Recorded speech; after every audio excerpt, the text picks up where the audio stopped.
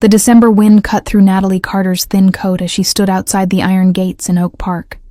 Her fingers trembled, pressing the intercom, not from the 15-degree cold, but from fear that made everything shake. Name. The male voice was flat, impersonal. Natalie Carter, the childcare position. The gates groaned open. The driveway curved through naked trees toward a stone and glass mansion that radiated the kind of money she'd only seen while cleaning other people's houses. Before Leonard decided working made her unavailable. Before he'd convinced her that her place was home, waiting, silent. The man in the doorway was tall, over 6 feet, with an athletic build that suggested discipline. Dark hair cropped, short, gray eyes assessing her like a threat assessment. White shirt, sleeves rolled to reveal forearms corded with muscle. Even relaxed, he radiated controlled power. Mr. Bass?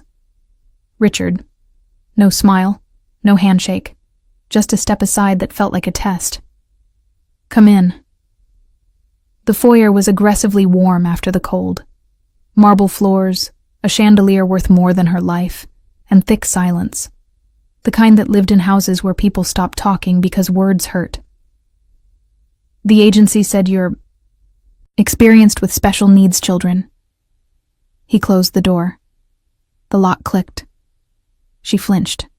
He noticed. 3 years in early childhood development, Natalie said, forcing her shoulders back. Posture was armor. Before I took time off. They also said you need live-in arrangements, immediately. His eyes never left hers. Why? I'm leaving a difficult situation. I need somewhere safe. Difficult how? Does it matter? Something shifted in his expression. Recognition. He spoke evasion too. My daughter doesn't talk. 2 years of silence. She's 5, smart, healthy, just silent.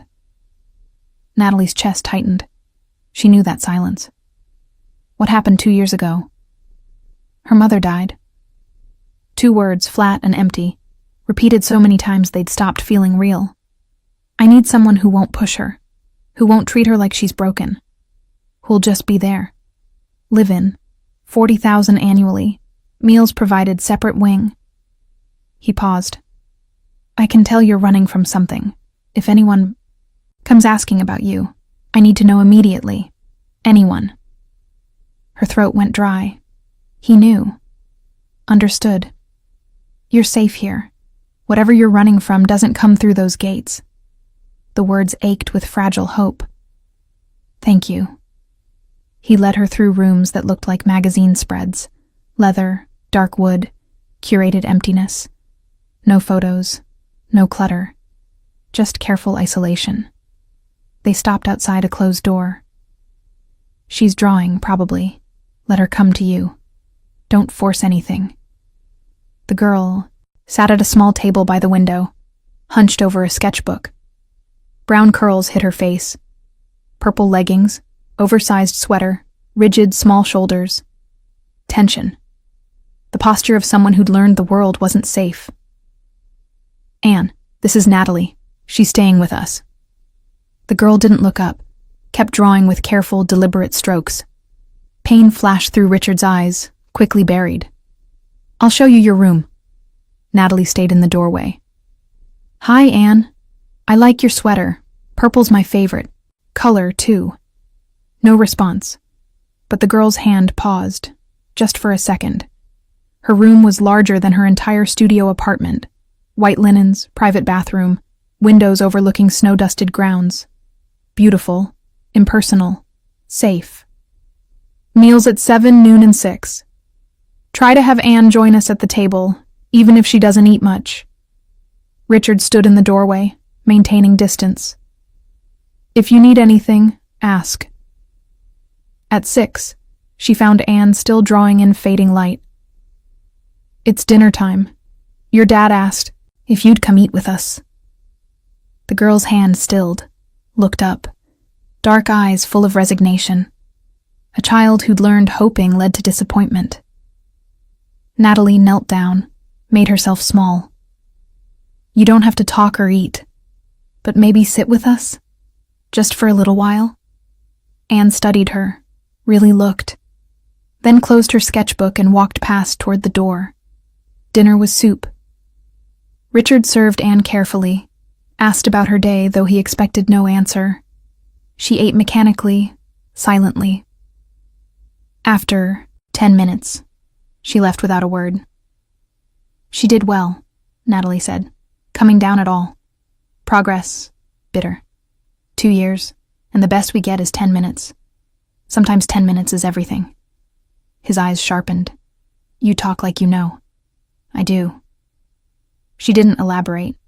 He didn't ask. That night, Natalie locked her door and checked windows. Second story, locked, no fire escape, force of habit. Leonard's voice. You think you can hide? I'll find you. I always find you. But tonight she slept, warm, on clean sheets, in a house where the man down the hall promised she was safe. She wanted to believe him. She was terrified to try. The first week passed in careful routine.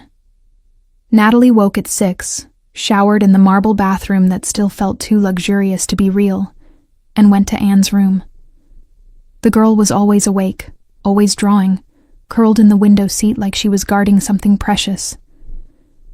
Good morning, Natalie said each day, knowing she'd get no response. But she said it, anyway, because silence only grew when you fed it more silence. By the third day, Anne started glancing up when Natalie entered. By the fifth, she'd left a drawing on Natalie's pillow, a purple flower with roots that went off the page. Natalie taped it to her mirror. Richard watched from a distance, not hovering, just present. At breakfast, he'd sit at the head of the table with his coffee and his phone, reading news or messages, while Anne ate her cereal without looking at him. At dinner, he'd serve food with careful precision and ask questions into the void. School project due this week? Silence. Want to go to the park tomorrow? Silence. I'm here if you need me, sweetheart. Silence. It was the last one that broke Natalie's heart. The way he said it, like a prayer he'd stopped believing would be answered. On Saturday morning, Natalie found Anne in the playroom, surrounded by art supplies, but not using them. Just sitting, staring at the wall where a family photo hung. Richard, younger, smiling. A woman with kind eyes, and Anne's same curls. The girl who didn't exist yet in the photo, just a swell under the woman's dress. Natalie sat on the floor beside her, didn't speak, just pulled out paper and crayons and started drawing. A house, a tree, a sun that was probably too cheerful for the moment, but she drew it anyway. Anne watched. Then, slowly, picked up a purple crayon and added a flower next to Natalie's tree. They drew together for an hour. No words. Just the scratch of wax on paper and the sound of breathing. When Richard found them, he stopped in the doorway, stared at his daughter, really looked at her, like he was seeing something he'd forgotten existed. Hope, maybe. Or just the simple fact that Anne could still connect with someone, even if that someone wasn't him. Lunch is ready, he said quietly. Anne looked at Natalie, a question in her dark eyes. Want to eat together? Natalie asked. You can bring your drawing if you want. The girl gathered her papers carefully, held them against her chest, and followed them downstairs. Progress. 10 minutes at dinner had become an hour in the playroom, had become choosing to follow instead of retreating. Richard made grilled cheese, the kind with 3 types of cheese and butter crisped bread that probably cost more than Natalie's old weekly grocery budget. Anne ate slowly, methodically, but she stayed. She stayed through the whole meal. After lunch, Richard pulled Natalie aside in the kitchen. Whatever you're doing, it's working. I'm not doing anything, just being there. That's more than most people manage. He poured himself coffee, his movements controlled and precise. Everything about him was controlled and precise, like one wrong move would shatter something. The therapist tried techniques, games, bribes. Nothing worked. Maybe she doesn't need techniques. Maybe she just needs time. His jaw tightened. It's been 2 years. Grief doesn't have a timeline. You sound like you know that too. She did. But she wasn't ready to talk about the grief of losing yourself piece by piece, year by year, until you looked in the mirror and didn't recognize the woman staring back. Until you became so small and quiet, you wondered if you'd ever existed at all.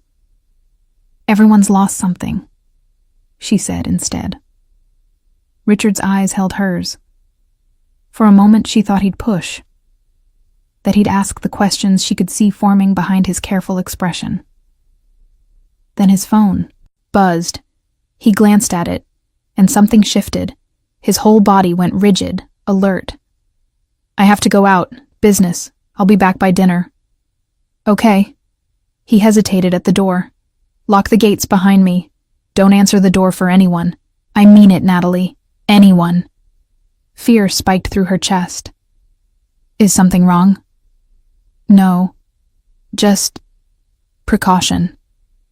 But the way he said it, the edge in his voice, suggested precaution was a generous word for whatever he was actually feeling. He left. The house fell into a different kind of silence. The kind that felt like waiting. Natalie took Anne outside to the garden. It was dead this time of year, brown stalks and bare soil covered in frost. But Anne walked through it like she was seeing something Natalie couldn't. Touching the frozen earth, tracing the outline of where flowers would bloom. Your mom planted these? Natalie asked softly. Anne nodded. Actually nodded. The first physical acknowledgement of a question in 2 years. Natalie's throat tightened. She had good taste. I bet it's beautiful in spring. The girl looked up at her then. Really looked.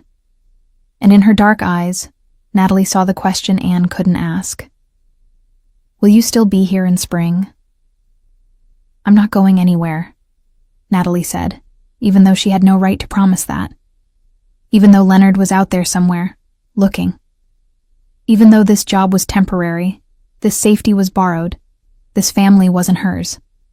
But Anne needed to hear it, so she said it anyway. They went inside as the sun started setting, made hot chocolate, the real kind, with melted chocolate and milk and marshmallows that Anne carefully arranged in a circle. They sat in the living room, and Natalie read from a picture book while Anne drew. When Richard came home at 6:30, he found them like that. Curled on the couch together, Anne's head against Natalie's shoulder, both of them absorbed in their separate quiet activities, but together in a way that looked almost like peace. He stood in the doorway for a long moment, just watching. Then he cleared his throat, and Natalie looked up. His expression was unreadable, but something in his eyes looked raw, exposed. Everything okay? She asked. Yeah. His voice was rougher than usual. I'll order dinner. Chinese, okay? Perfect. They ate at the dining table, kung pao chicken and lo mein and fried rice spread across serving dishes. Anne ate with her fingers, picking out the vegetables and leaving the rest, and Richard didn't correct her. Didn't push, just let her be. After dinner, Richard excused himself to his study. Natalie put Anne to bed, tucked her under blankets covered in stars, made sure the nightlight was on, set her favorite stuffed rabbit within reach. Good night, Anne, she whispered. The girl's eyes were already closing, but her small hand reached out and grabbed Natalie's, held on, just for a second, then let go. Natalie's chest ached as she left the room, closed the door, leaned against the wall and breathed through, the sudden overwhelming feeling that she was in way over her head, that she was starting to care about this silent little girl and her broken father in ways that would hurt when she inevitably had to leave. Because she would have to leave. Eventually. When Leonard found her. When Richard realized she brought danger to his doorstep. When this borrowed safety expired. She went to her room, locked the door, and pulled out her phone. No new calls. No messages. Leonard had gone quiet.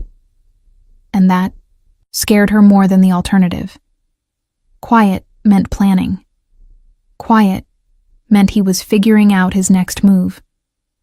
She checked the windows again, tested the locks, force of habit. Then climbed into bed and tried to sleep in a house that felt less like a fortress tonight and more like a trap waiting to spring. 3 weeks in, and Natalie had started to believe in the illusion of safety. Anne smiled now. Not often, but enough that when it happened, it felt like witnessing something sacred. She'd started joining them for every meal without being asked. Started bringing her drawings to show Richard, laying them on his desk while he worked, waiting silently for his reaction. And he'd stop whatever he was doing. Didn't matter if he was on the phone, reading contracts, typing emails. He'd stop and study each drawing like it was the most important thing in the world. "This is beautiful, sweetheart," he'd say, every time, even when it was just scribbles. Anne never responded verbally, but her eyes would light up, just a little, before she'd take the drawing and leave.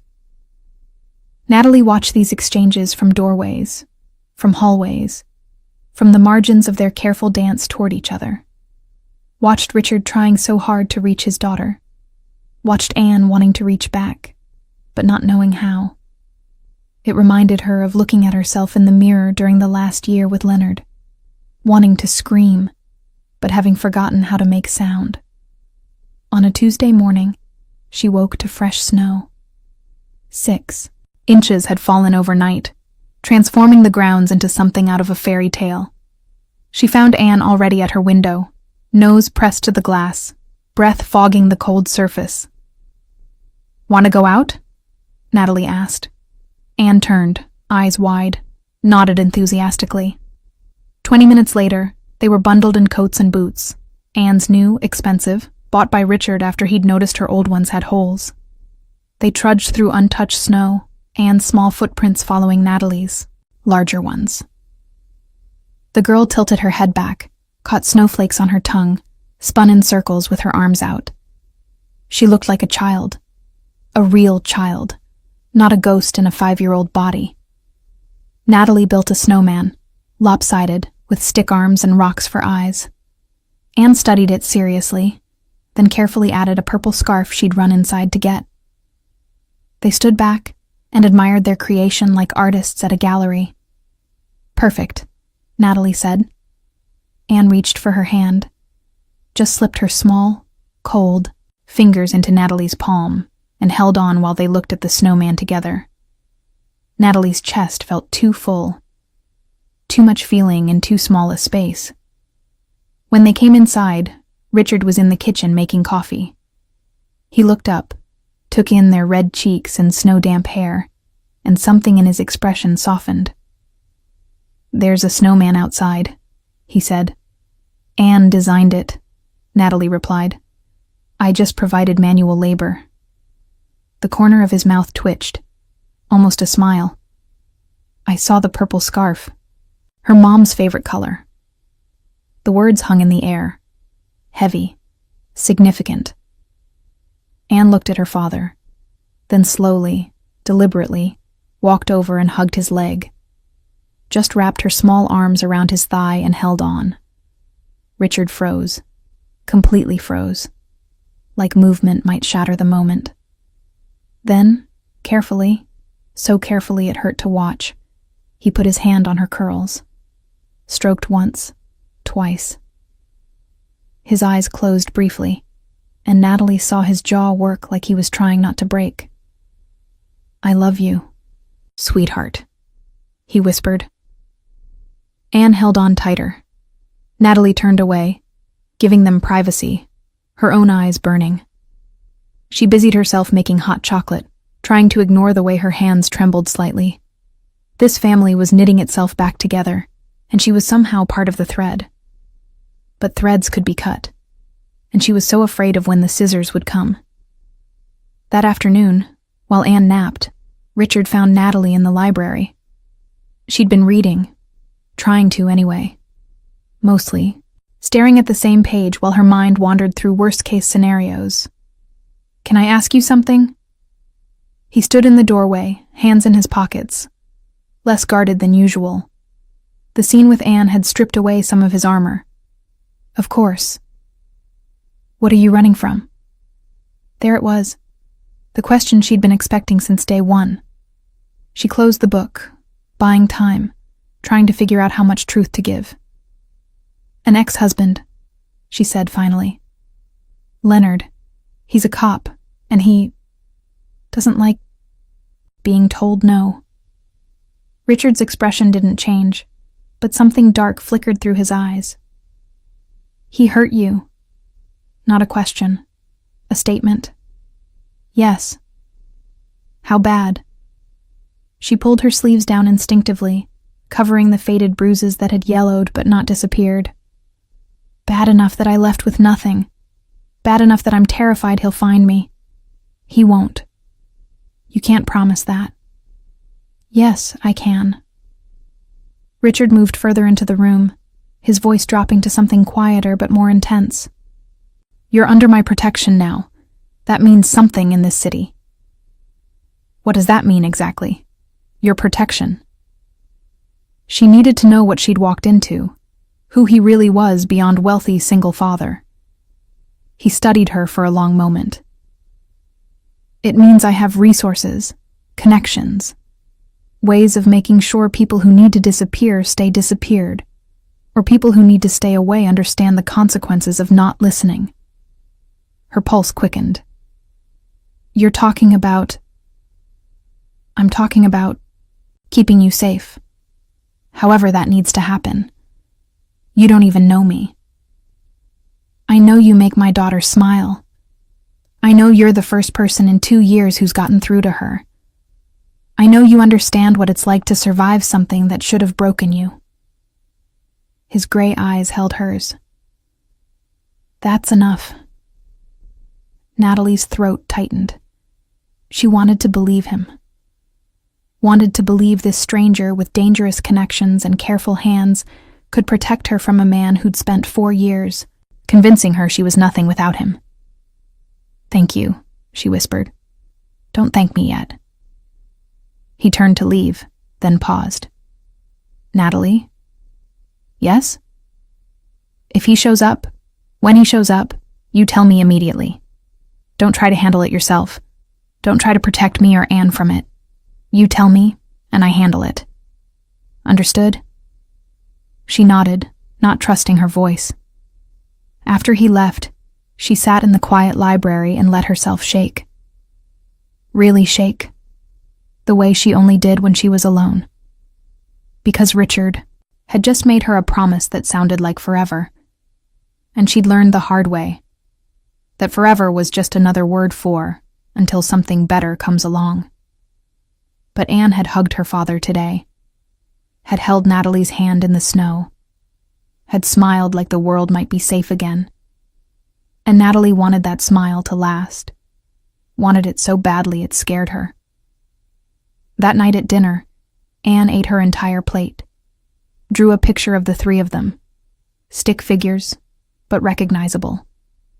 Her, Richard, Natalie, standing in front of a house with a purple door and a snowman in the yard. She slid it across the table to Richard. He picked it up with hands that weren't quite steady. "This is us?" Anne nodded. "It's perfect." His voice was rough. "Can I keep it?" Another nod. He looked at Natalie over Anne's head, and in his eyes she saw the same thing she felt. Hope, terrifying and fragile, that maybe they were building something real here, something worth protecting. She smiled at him. He almost smiled. Back. And outside, snow continued to fall, covering the world in white silence that felt less like isolation tonight, and more like peace. For now, at least. For now. The nightmare came on a Thursday. Natalie woke to small hands shaking her shoulder, urgent and insistent. She jolted upright, heart hammering, instinct screaming danger before her eyes fully opened. But it was just Anne, standing beside the bed in her star-patterned pajamas, face pale in the darkness. The girl's mouth opened and closed, trying to speak. Nothing came out, but her eyes were wide with panic. "What's wrong?" Natalie threw back the covers, already moving. "Are you hurt?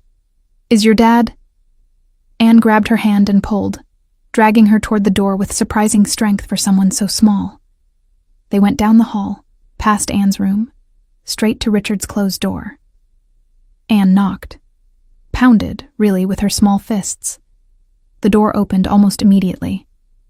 Richard stood there in gray sweatpants and nothing else, hair mussed from sleep, a gun in his right hand that he lowered the second he saw them. His chest was bare, revealing the muscled physique Natalie had only guessed at, along with a scattering of scars across his ribs, old injuries that told stories he'd probably never share. "What happened?" His voice was alert, awake. No grogginess. "I don't know. She came to get me." Anne pushed past both of them into Richard's room, went straight to his bed, and climbed under the covers. Curled into a ball, trembling. Richard and Natalie exchanged glances. Then he set the gun on the dresser, carefully, safety on, and approached the bed slowly. "Bad dream, sweetheart." Anne's curls moved against the pillow. A nod. "Want to talk about it?" Head shake. He looked at Natalie helplessly. This was uncharted territory. Anne seeking comfort, but still unable to voice what she needed. "Can I sit with you?" Natalie asked softly. Anne's hand emerged from the covers, reaching. Natalie climbed onto the bed, and Anne immediately pressed against her side, small body still shaking. Richard stood there for a moment, uncertain, then sat on the edge of the mattress, keeping distance, but present. "It's okay," Natalie murmured, stroking Anne's hair. "Dreams can't hurt you. You're safe here." Safe. The word tasted like a lie in her mouth. But Anne needed to hear it. They sat like that for 20 minutes. Anne's breathing gradually slowed, evened out. Her grip on Natalie's shirt loosened. "She used to have them every night," Richard said quietly, "after Claire died. Therapists said it was normal, part of processing trauma." "They stopped?" "Mostly. Every few months she'll have one. But she hasn't come to me for comfort since—" He trailed off. "Since she stopped talking. Since she decided her father couldn't fix what was broken." "She came tonight," Natalie said. "That matters." His eyes met hers in the darkness. "She came to you first. Maybe that's easier. I'm new. I don't have all the history attached. Or maybe you're just better at this than I am." The raw honesty in his voice caught her off guard. This man who commanded respect and fear, who moved through the world with absolute certainty, admitting he didn't know how to comfort his own daughter. "You're doing fine," she said. "You're here. You're trying. That's what counts." Anne had fallen back asleep, her breathing deep and steady.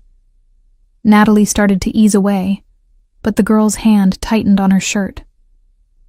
"I think you're stuck," Richard said, a hint of something that might have been amusement in his tone.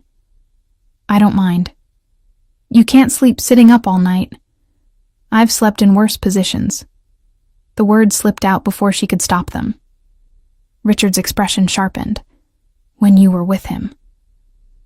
It wasn't a question, but she answered anyway. "He'd lock me out sometimes, when he was angry. I'd sleep in the building stairwell, or my car, before he took the keys." Richard's jaw clenched so hard she could See the muscle jump. His name. I need his full name. Richard. Leonard what? Carter. Leonard Carter. But you can't. I'm not going to kill him. The way he said it suggested he wanted to. Badly. But I can make sure he understands that coming near you would be the last mistake he makes. He's a cop. He has connections. Friends on the force who'll look the other way. So do I. Different kind of connections, but just as effective. He leaned back against the headboard, careful not to disturb Anne. Tell me about him. Why? Because I need to know what I'm dealing with, and because maybe you need to say it out loud to someone who will believe you. The second part hit harder than the first. Leonard had been so good at making her doubt her own reality, at convincing her that she was dramatic, oversensitive, that his anger was justified because she'd done something wrong. Again. We met 6 years ago, she started, voice low. He was charming, protective, said he'd take care of me. And he did, at first. Paid for everything. Wanted to spend all his time with me. I thought it was romantic, but protective became controlling. So slowly I didn't notice. He didn't like my friends. They were bad influences. Didn't like my job. It took time away from him. Didn't like when I wore certain clothes, talked to certain people, had opinions that didn't match his. She paused, swallowed hard. By the time I realized I was in a cage, I'd forgotten how to fly. Richard said, nothing. Just listened, his expression carved from stone. The first time he hit me was 3 years in. Backhanded me across the face during an argument.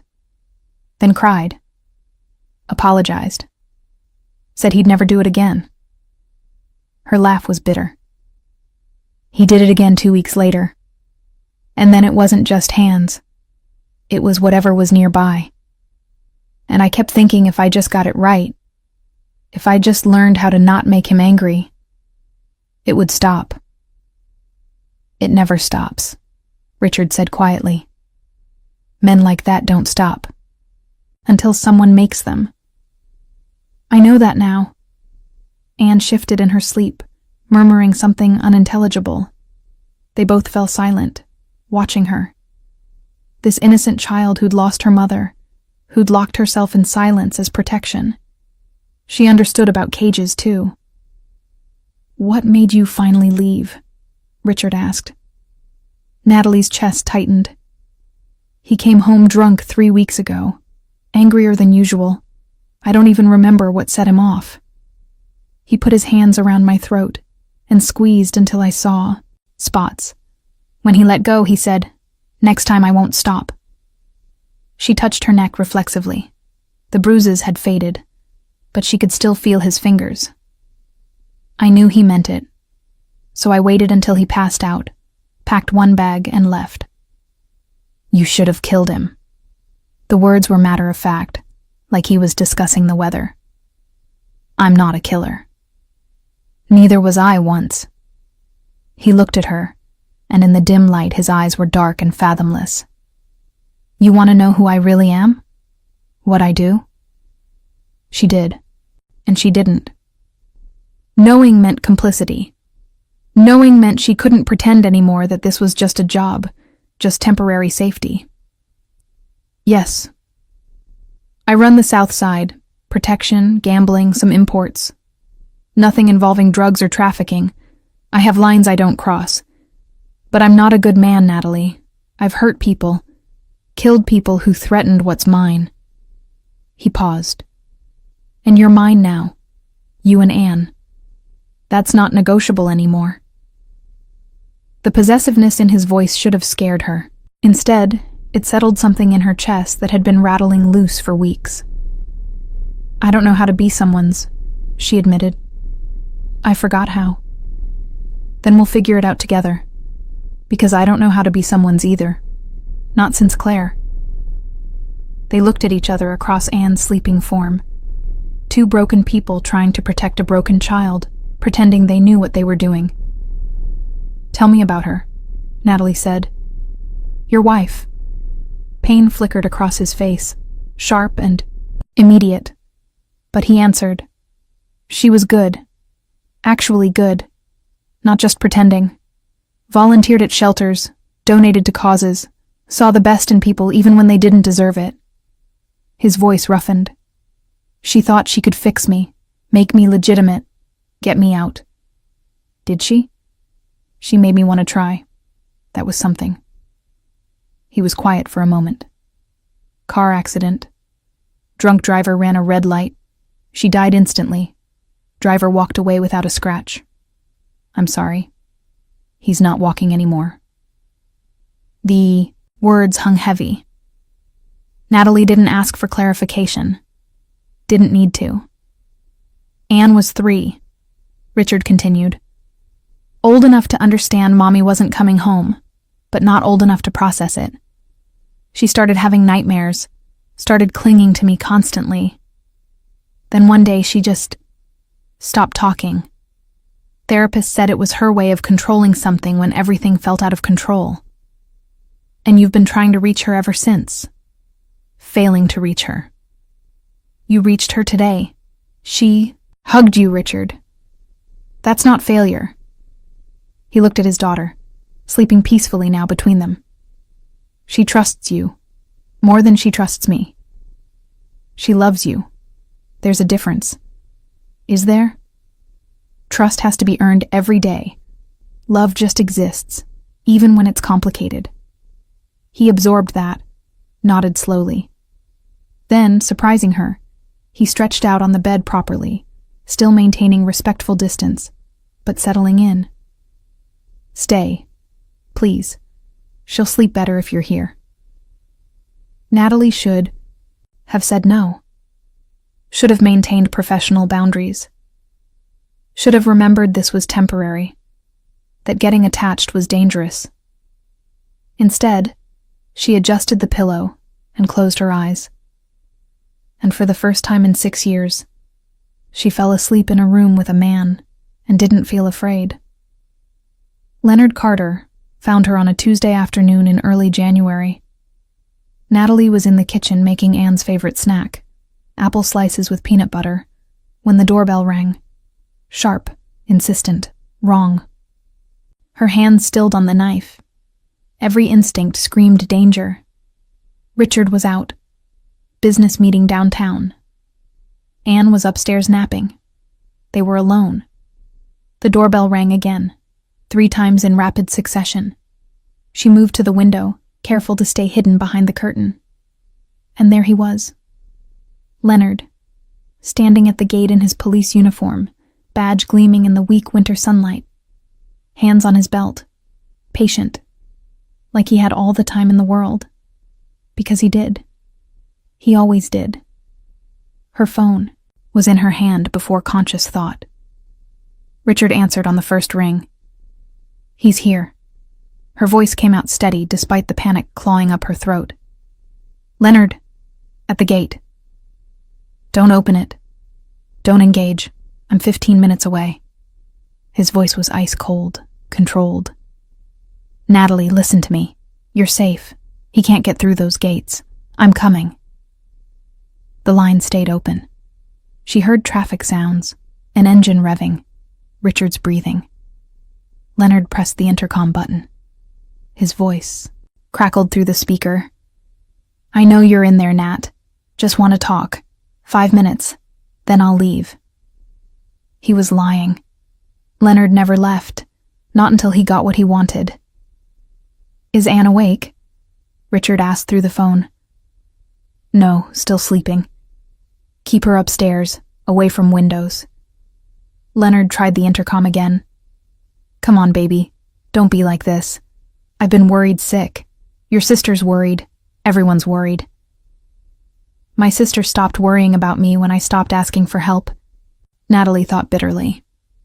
"I'm not angry," Leonard continued, his tone shifting to that familiar cajoling sweetness he used after the worst nights. "I just want to make sure you're okay. That's all. Just let me see you're okay." Her hands were shaking now. She gripped the counter to steady them. "Natalie." Richard's voice in her ear, grounding her. "Breathe. He can't touch you." But Leonard knew where she was now.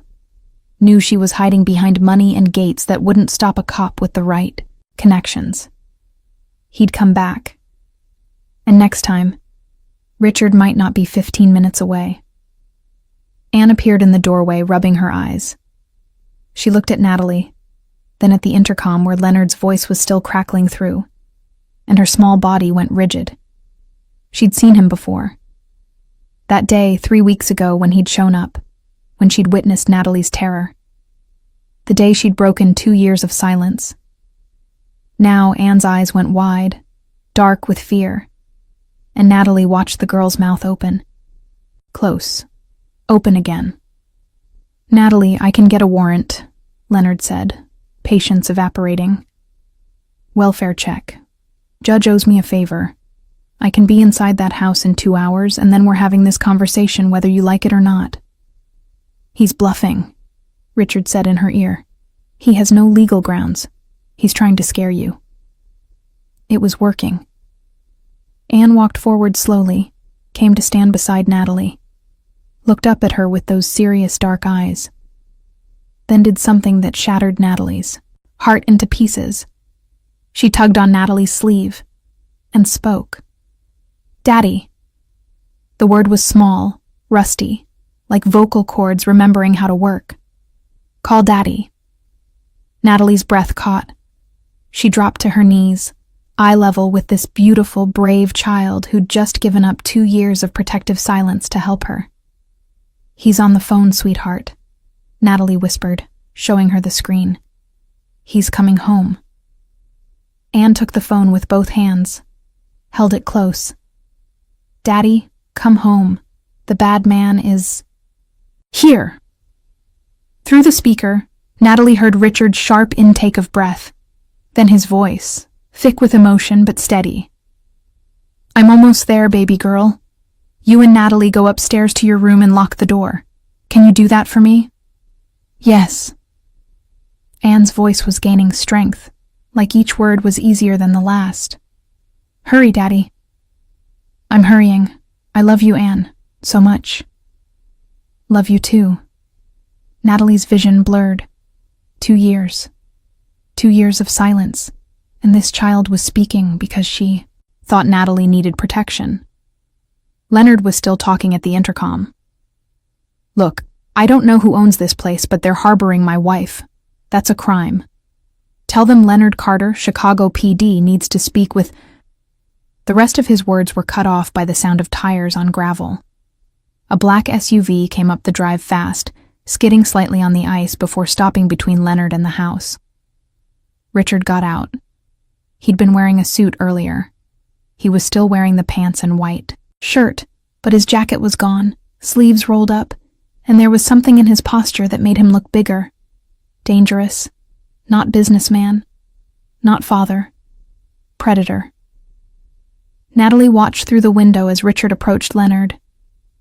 They were too far away for her to hear the conversation, but she could see Leonard's body language change.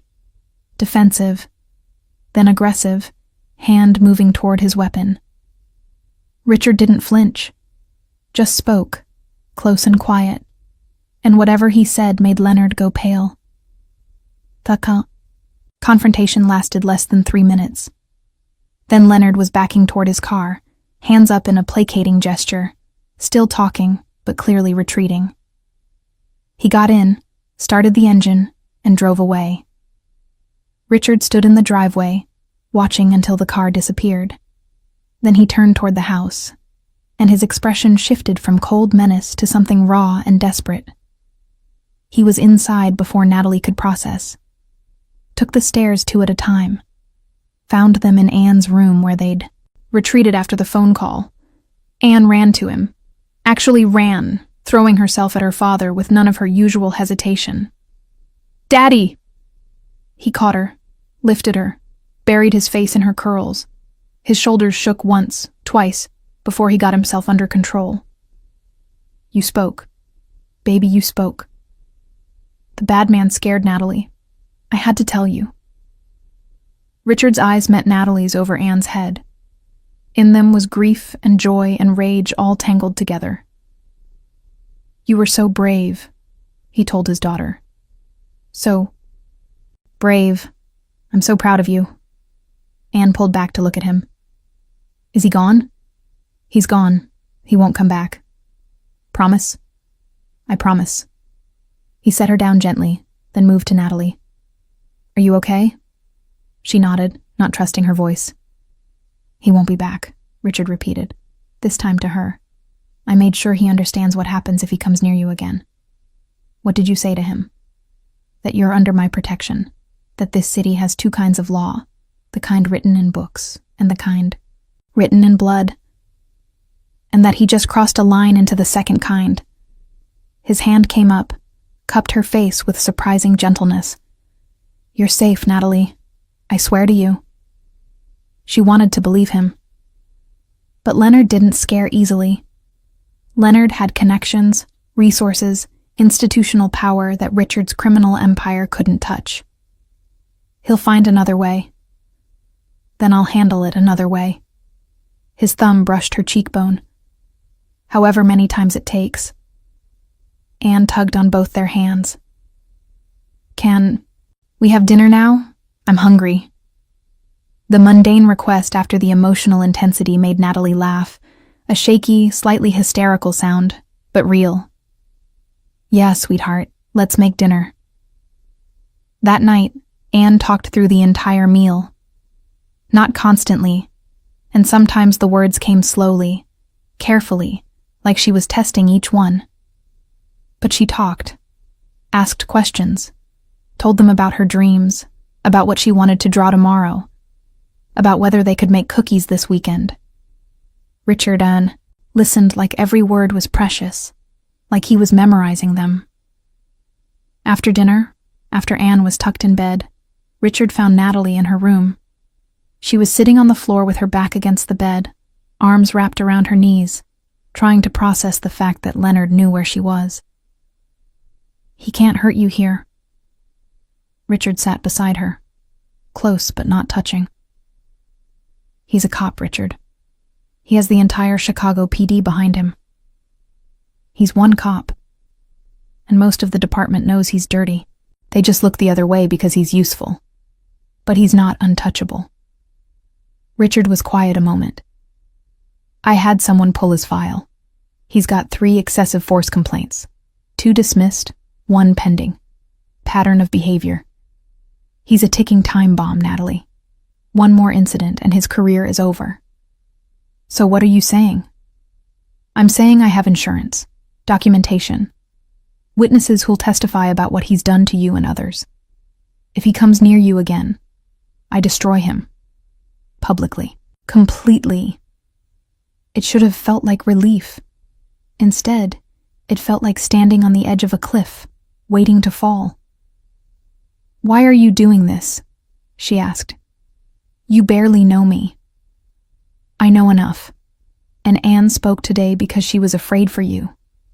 That tells me everything I need to know about who you are. He turned to face her fully. You're part of this family now. That means you're worth protecting. Always. Family. The word settled in her chest, heavy and warm and terrifying. I don't know how to be part of a family anymore, she admitted. Neither do I. But Anne's talking again, and that's a start. They sat in silence, shoulders touching, while outside the winter wind howled against the windows. And Natalie let herself hope, just a little, that maybe Richard was right. Maybe Leonard was gone. Maybe she really was safe. Maybe this borrowed life could become real. Leonard came back 3 days later. Not to the house. He was smarter than that. He waited until Natalie left the estate, the first time in a month she'd gone anywhere, to pick up art supplies Anne had requested from a specialty store downtown. Richard had offered to send someone, but Natalie was tired of being afraid, tired of hiding. 1 hour in public, in broad daylight. shouldn't feel like a death sentence. She was wrong. She saw him the moment she exited the store, bags in hand. He was leaning against a patrol car across the street, arms crossed, watching, waiting. The uniform gave him authority. The badge made him untouchable. And his smile, that cold, satisfied smile, said he knew exactly how trapped she was. Her phone was in her pocket. She pulled it out with shaking hands.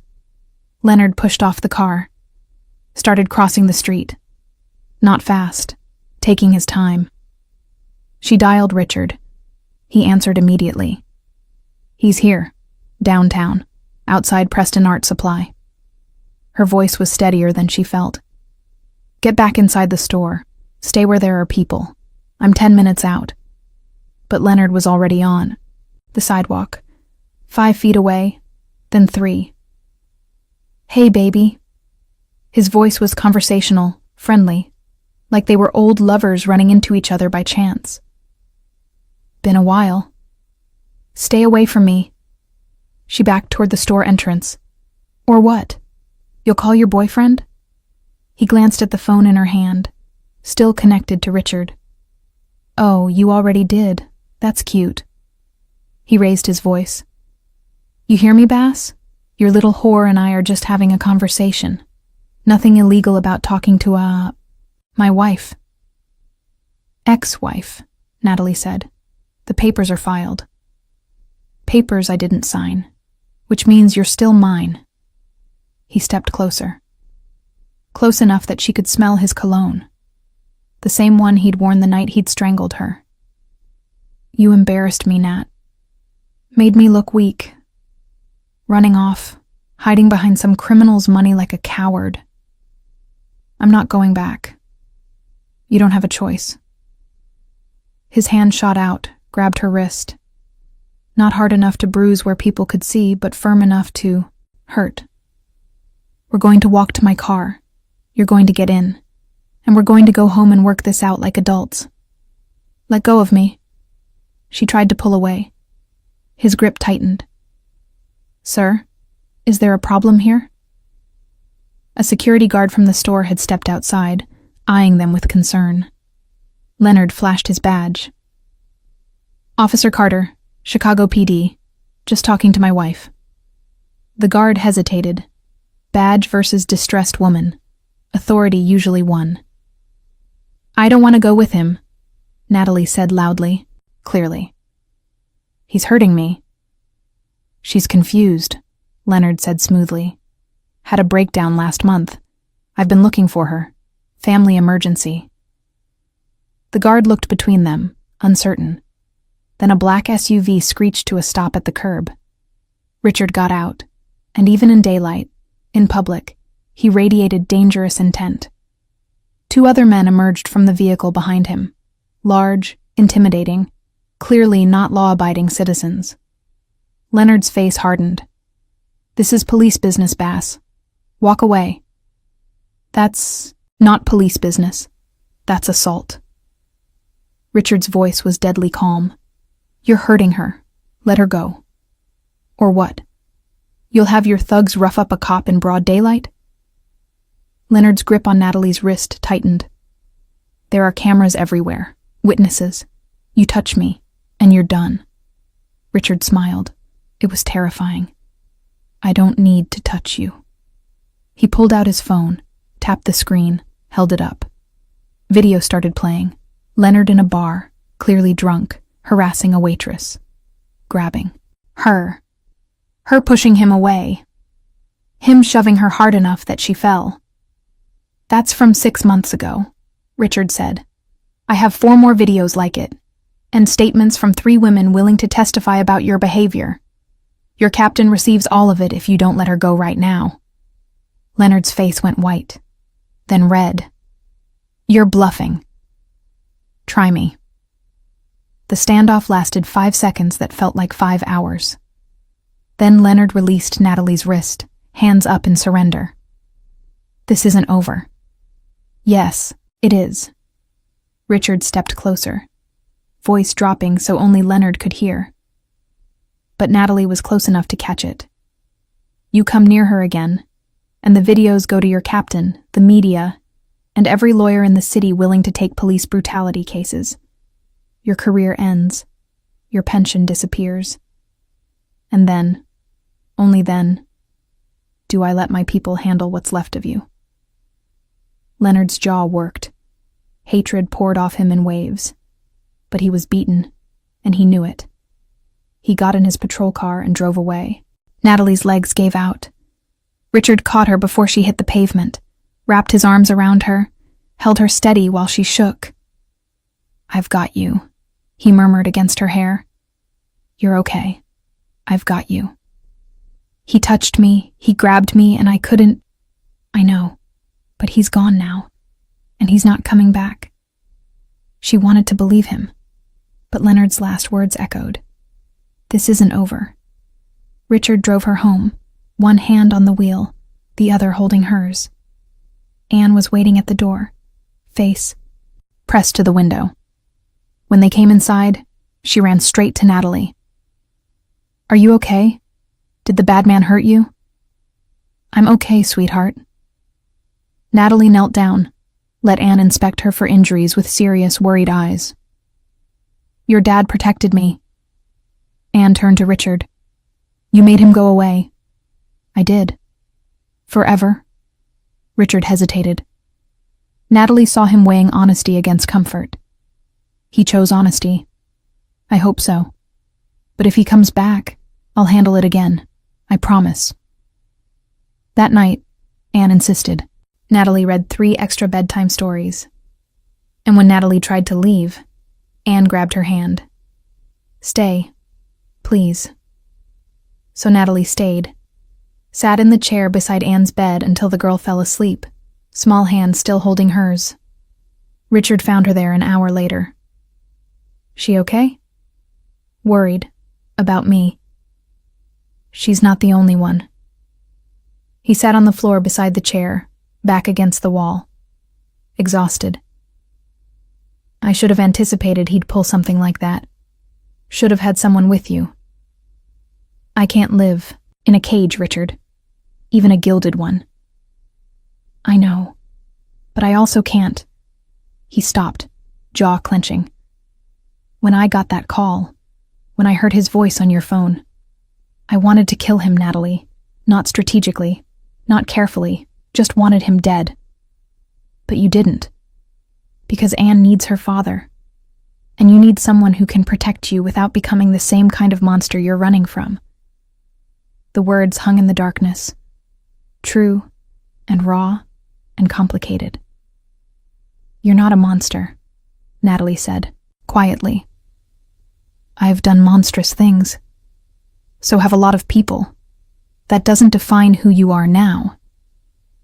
He looked up at her, and in the dim glow from Anne's nightlight, his expression was vulnerable in a way she'd never seen. "Who am I now?" "A father. A protector. Someone trying to be better than he was. Is that enough? For Anne? For me?" She reached down, brushed her fingers through his hair. The gesture was intimate, instinctive. "It's everything." His hand came up, covered hers, held it against his head for a long moment. Neither of them spoke. Then Anne stirred in her sleep, murmuring something about purple flowers, and they both smiled. "I should go," Natalie whispered. "Stay." His eyes met hers. "Here, with us, not just tonight. Stay." "Richard, I know it's fast. I know it's complicated. But Anne loves you. And I..." He swallowed hard. "I can't imagine this house without you in it anymore." Her heart hammered against her ribs. "I'm still married, legally. The papers will go through. I'll make sure of it. Leonard won't give up. Then I'll keep fighting him, however long it takes. Why? Because you're worth fighting for. Because Anne deserves to keep smiling. Because I haven't felt this alive since Claire died, and I'm not ready to go back to just existing." Natalie's throat tightened. She looked at Anne, sleeping peacefully. looked at Richard on the floor beside her, offering something she'd thought she'd never have again. Safety. Home. Family. "Okay," she whispered. "I'll stay." His expression cracked. Relief and joy, and something deeper flooding through. He stood, pulled her to her feet, and for a moment just held her. Close. Careful. Like she was something precious he was afraid of breaking. "Thank you," he said against her hair. They stood there in Anne's room, holding each other, while the little girl who'd brought them together slept on, dreaming of gardens and purple flowers, and a world where bad men couldn't win. Outside, the city hummed, with life and danger and possibility. But inside these walls, for tonight at least, they were safe. Together. And that was enough. Leonard Carter's body was found in his apartment 2 weeks later. Official cause of death, suicide, single gunshot wound to the head, his service weapon, no signs of forced entry, no signs of struggle. The investigation was perfunctory, a cop struggling with depression, recent marital problems, performance issues at work. The narrative wrote itself.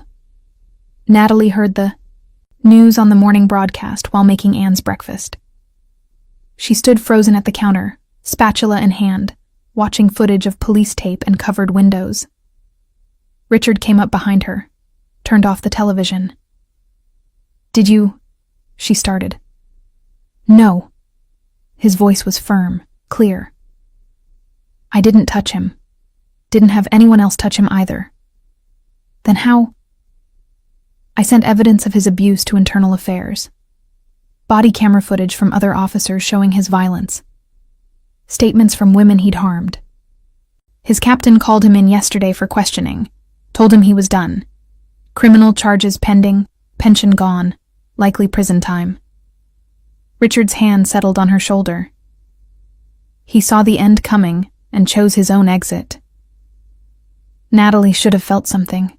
Relief, maybe. Vindication. Instead, she just felt hollow. "I wanted him to face consequences. Not this." He did face them, just not the kind imposed by a court. Anne appeared in the doorway, already dressed in purple leggings and a sweater. "Is breakfast ready?" Natalie turned off the stove, forced a smile. "Almost, sweetheart." The girl studied her with those two perceptive dark eyes. "Are you sad?" "A little." "Why?"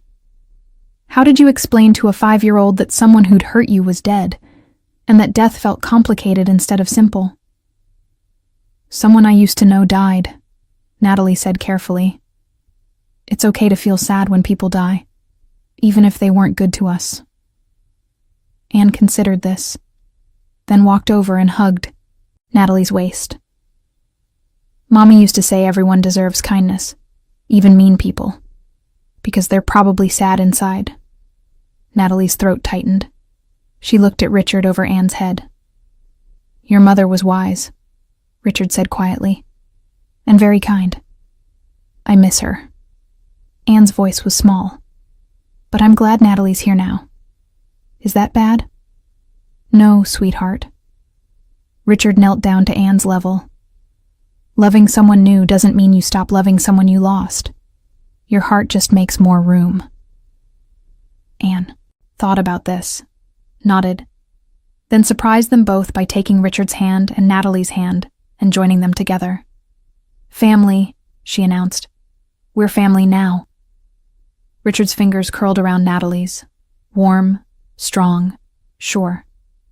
"Yeah," he said, voice rough. "We are." 3 months later, spring arrived in Chicago with sudden violence. One day snow, the next day 60 degrees and sunshine that felt like a promise. Anne dragged them both outside to the garden. The dead stalks from winter were gone, replaced by green shoots pushing through dark soil. Crocuses bloomed in purple clusters. Daffodils nodded in the breeze. "Mommy's flowers," Anne said, touching a purple bloom gently. they came back. They always come back, Natalie said. That's what perennials do. They just need time. Richard watched his daughter explore the garden, and something in his expression had softened over the past months. The hard edges were still there, would always be there. But around them was something gentler, something that looked like peace. I want to plant something, Anne announced. Something new, can we? What do you want to plant? Natalie asked. Anne thought hard, brow furrowed. Sunflowers, really tall ones, so we can see them from my window. Then sunflowers it is. They spent the afternoon digging holes, planting seeds, getting dirt under their fingernails. Anne narrated the entire process, her voice bright and clear, and so different from the silent child Natalie had met 4 months ago. When they finished, Anne insisted on marking each planted spot with a rock she'd decorated with purple paint. So we remember where they are, she explained seriously. When they grow big. That evening, after Anne was in bed, Richard found Natalie in the library. She was reading. Actually reading this time, not just staring at pages while her mind wandered through worst-case scenarios. The adoption papers came through, he said without preamble. Natalie looked up. Anne's. Yours. He sat beside her on the couch. Legal name change if you want it. Natalie Bass instead of Natalie Carter, and formal adoption into the family trust. Everything I have becomes yours and Anne's if something happens to me. Richard, I can't. You can. You should. His hand found hers. You're not temporary, Natalie. You stopped being temporary the moment Anne spoke for the first time to protect you. This is real. We're real. And I want it legal. Official. Permanent. Her heart hammered. That's a lot of trust for someone you've known 4 months. I've known you long enough. Known you're the first person besides me who Anne let in. Known you're brave enough to run from a monster and strong enough to survive him. Known you make coffee too weak and read the same page 3 times when you're anxious and cry during animated movies. His thumb traced circles on her palm. I know you, Natalie, and I want you to stay, not as an employee, not as a guest, as family. What? About Claire? The question hung between them. The ghost of his wife, still present in the garden and the photos and Anne's memories. Claire would have liked you, Richard said after a moment. She would have seen what I see, that you're exactly what Anne needed. What I needed. He paused. I'll always love her, but she's gone, and you're here. And I'd like to stop living in the past if you're willing to try the future with me. Natalie looked at this man who'd saved her, who'd protected her, who'd somehow become home in the space of a few months. I'm willing, she whispered. He smiled, a real smile, rare and beautiful. Then leaned in and kissed her, soft, careful, full of promise. When they pulled apart, Anne was standing in the doorway in her pajamas, grinning. I knew it, she said smugly. You love each other. Shouldn't you be asleep? Richard asked, but there was no heat in it. Couldn't sleep. Too excited about the sunflowers. She padded over and climbed between them on the couch. Are you going to get married like in the movies? Richard and Natalie exchanged glances. Maybe, Natalie said. Someday, if your dad asks nicely. I can ask right now, Richard said, and there was mischief in his eyes, an expression Natalie had never seen before. Richard, Natalie Carter, will you marry me? You don't even have a ring. Don't need one. Just need an answer. Anne bounced excitedly. Say yes. Say yes. Natalie looked at this little girl who'd broken 2 years of silence to save her. Looked at this dangerous man who'd learned gentleness from his daughter and offered protection without possession. Looked at this life she'd stumbled into while running from another one. Yes, she said. Yes, I'll marry you. Anne cheered. Richard kissed her again. And somewhere in Natalie's chest, something that had been broken for a very long time clicked back into place. Not fixed, not perfect, but healing. 6 months after that, they stood in the garden surrounded by sunflowers taller than Anne. The ceremony was small, just them, the officiant, and a few of Richard's most trusted people. Anne was flower girl, scattering purple petals with solemn importance. Natalie wore a simple white dress. Richard wore a black suit. They spoke vows they'd written themselves, promises about choosing each other every day, about building something new from broken pieces, about being brave enough to try again. When the officiant said, "You may kiss the bride," Anne made a "Kone," disgusted face that had everyone laughing. The reception was dinner in the mansion's dining room, the same room where Natalie had first coaxed Anne to the table 6 months ago, where they'd become a family one meal at a time. After dinner, Anne presented them with a drawing, the three of them standing in front of the house, surrounded by purple flowers and impossibly tall sunflowers. At the bottom, in careful letters, she'd written, "My family." Richard framed it that night, hung it in his study, where the photo of Claire used to be.